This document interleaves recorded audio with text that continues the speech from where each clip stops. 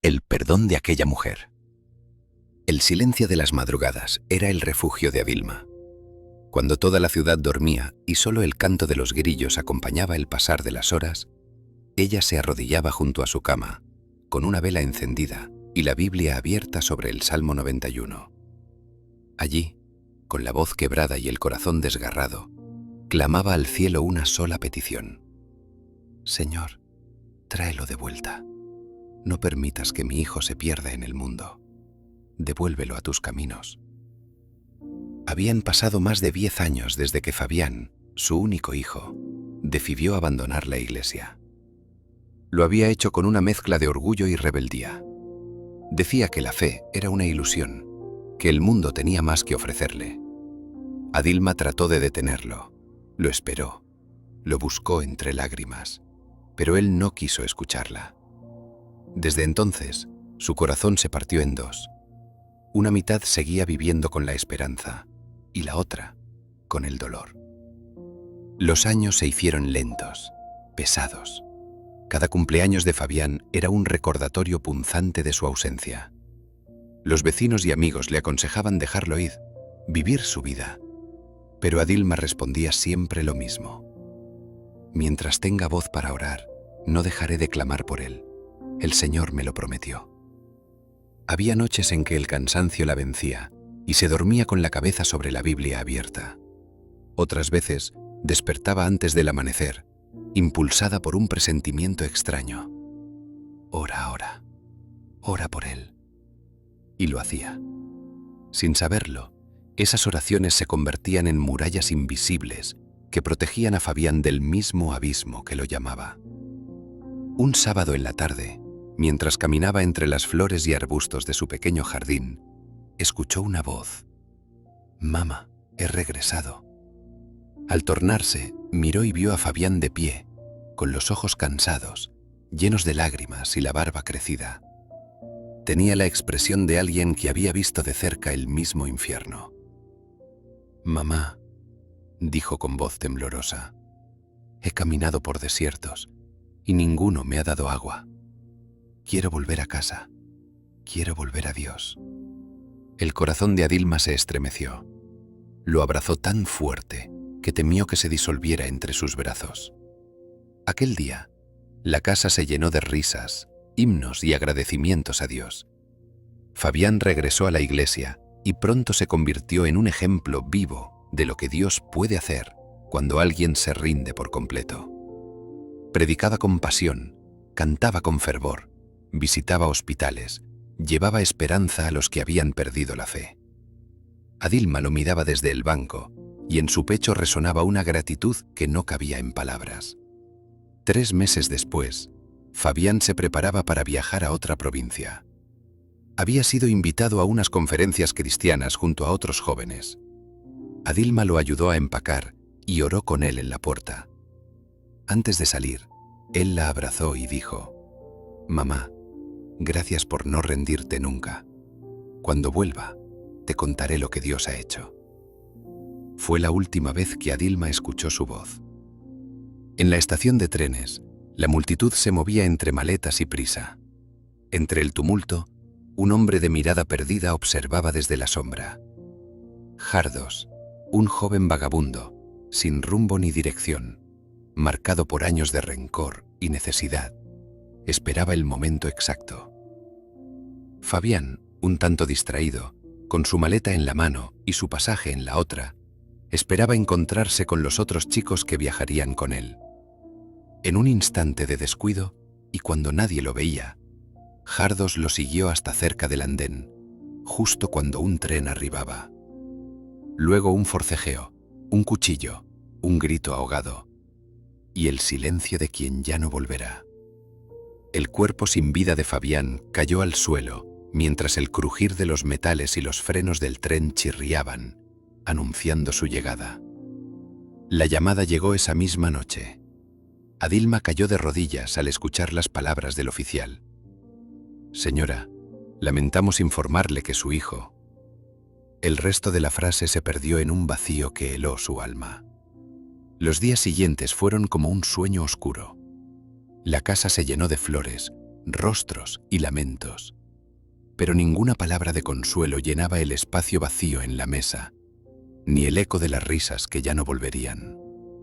En su habitación, Adilma se aferraba a la Biblia y gritaba: «¿Por qué, Señor? ¿Por qué ahora, después de haberlo traído de vuelta?». Durante meses no habló con nadie. Su fe tambaleó, su voz se apagó. Hasta que un día, leyendo en el Evangelio de Mateo, se detuvo en las palabras de Jesús: «Amad a vuestros enemigos y orad por los que os persiguen». En ese instante, su corazón tembló. Dios le pedía algo imposible: perdonar al asesino de su hijo.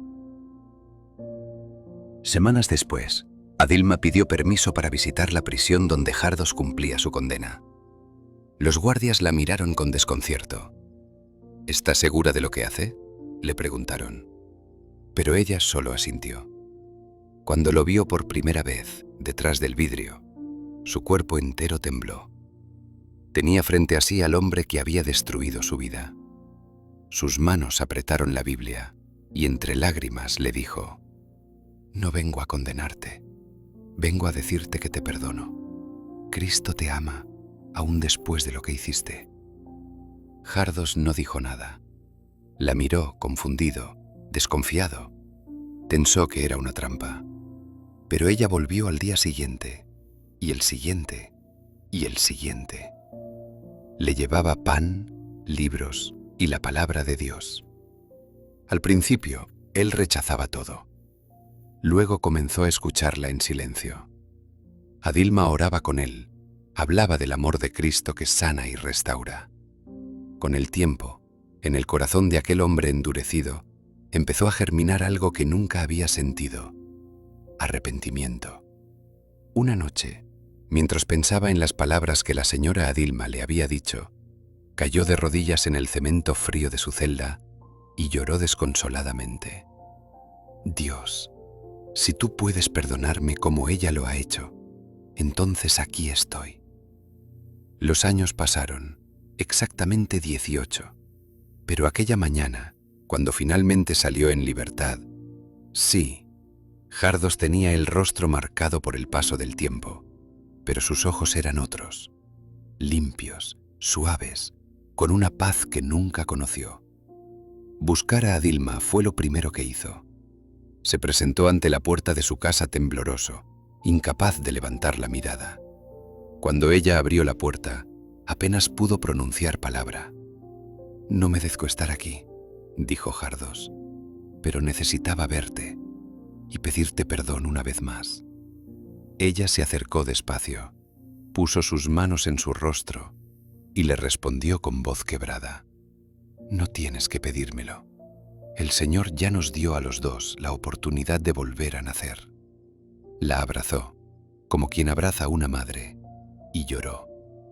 Fue un llanto largo y limpio, un llanto lleno del perdón y la gracia que solo han experimentado los que han sido transformados por el amor y la gracia de Dios, y ahora viven en su presencia. Pocas semanas después, en una laguna tranquila, Jardos descendió a las aguas bautismales. Adilma estaba allí, observando con las manos juntas y lágrimas en los ojos. Cuando él salió del agua, levantó las manos al cielo y exclamó: «Ahora soy libre de verdad». La multitud aplaudió y Adilma sonrió. El hijo que le fue arrebatado ya no estaba, pero el amor de Dios había resucitado a otro hijo en su lugar. Su perdón había vencido donde la justicia humana no podía. Y desde aquel día, Adilma nunca volvió a orar con tristeza. Había entendido que su propósito no era solo ser madre de Fabián, sino también instrumento de redención para el alma más perdida. Así, de esta extraña manera, en el corazón herido de una madre, Dios reveló el misterio más poderoso del Evangelio: el amor que perdona y transforma incluso al asesino de su propio hijo, y el dolor en testimonio vivo de una vida renovada para la eternidad. Si te ha gustado esta historia, por favor, apoya a nuestro canal compartiéndola con otros. deja un me gusta o algún comentario. Eso nos ayuda y nos motiva a continuar trabajando y publicando muchas más historias como esta. Y si deseas unirte a nuestro canal, ahora puedes hacerlo de dos maneras. 1. Si tienes una historia o testimonio de fe que sabes que ayudaría a otras personas a fortalecer su fe y su relación con Dios, y deseas que te ayudemos a publicarla, contáctanos y con gusto lo haremos. Y 2. Suscríbete a nuestro canal y activa la campanita para que te mantengas informado con nuestras actualizaciones. Maranata, Cristo viene.